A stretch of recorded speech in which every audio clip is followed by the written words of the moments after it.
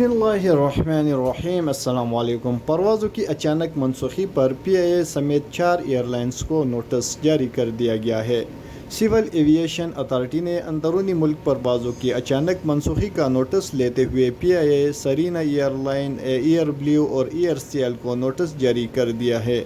मंगल को civil aviation authority की जानिब से जारी होने वाली प्रेस रिलीज़ में बताया गया है कि परवाज़ों को मनसूखी पर मुसाफिरों की जानिब से बड़ी तादाद में शिकायत सामने आए।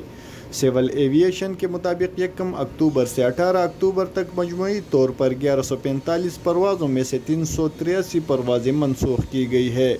कौमी एयरलाइन की जानिब से 417 में से 130 शेड्यूल परवाज़ें मनसूख की गई है। इस तरह सरीन एयरलाइन ने 117, एयर ब्लू ने 86 और एयर सियाल ने 50 परवाज़ें मनसूख की। CAA ने परवाज़ों की मनसूखी से मुतालिक ज़ाबिता इखलाक की वजाहत भी की है।